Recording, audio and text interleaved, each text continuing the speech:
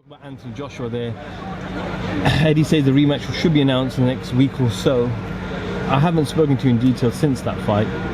Is it the right move for Anthony Joshua to jump straight back into that rematch with Andy Ruiz? If Anthony Joshua wants it, then it's the right decision for Anthony Joshua to go into this fight.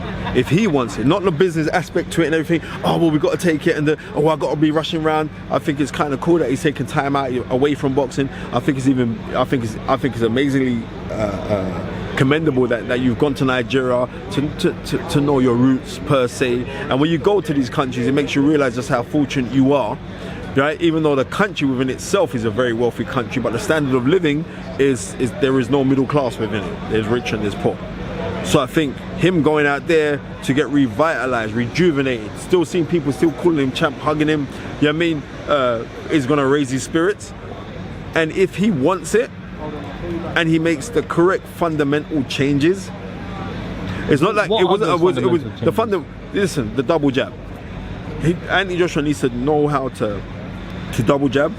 Anthony Joshua needs to know how to pull counter, to make a guy fall in on his shot, so as he falls in the shot so he can counter him, right?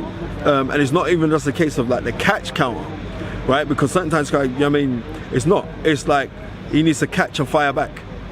Not catch and then wait for anticipation, see the opening. He catch and fire back because he's a big unit and he punches very, very hard. In dealing with someone like a Ruiz who's a shorter man, he needs to know how to double jab, to feint to create openings. So when he's there with him and like he feints to create openings, I would say to Anthony Joshua, go and study Lennox Lewis's masterclass performance. Was that 2001 against David Tua. And once you watch that, fight, you're gonna know how to deal with a shorter man, how to elongate your arms, you know what I mean? How to be relaxed in there. We're not trying to think like every shot has to be power. That's nonsense, because every shot could be power and eventually you realize that the guy's still there, then what? So you gotta know how to stall rounds, you know what I mean? How to maneuver guys onto your punches, you know what I mean?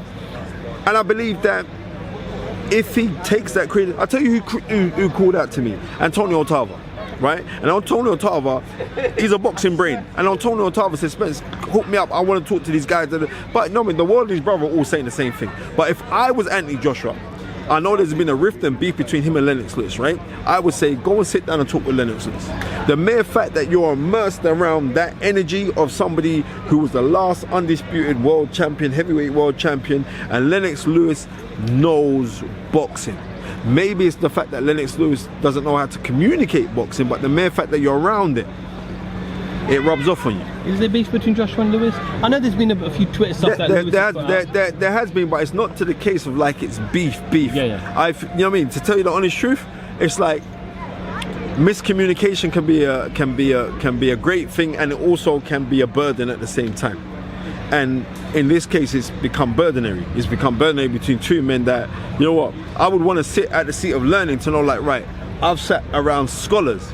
Floyd Mayweather sat around scholars till he became a scholar and a teacher of scholars. So you know what I mean, history repeats. So I would sit down and want to say, I want to be around these guys. I want to be around these guys.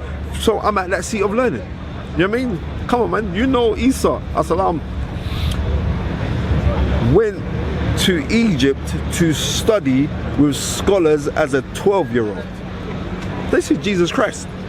He didn't just tell you know what I mean? Sometimes, listen, we got to enjoy the process, and as we know, like, you know what I mean, happiness and success is not a destination, it's a journey. And you've got to be learning when you're on that journey. And if you try to skip a session, right, because you've been propelled to this spotlight, eventually you'll get found out.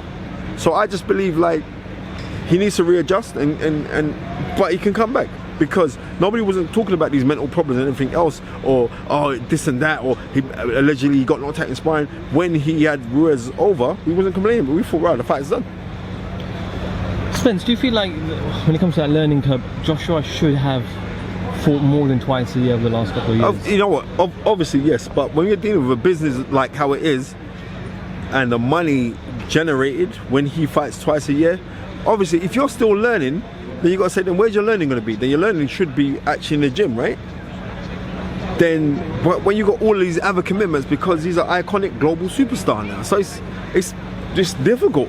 But what I would say to him, I would want, and I've said this on many times, for him to have more boxing people around him. If you have more boxing people around him, you got your mates around you, that's cool. They're your brothers, that's wicked. But they're not boxing people. You know what I mean? So I know the basis of conversation isn't generally going to be around boxing. Have more boxing people around you.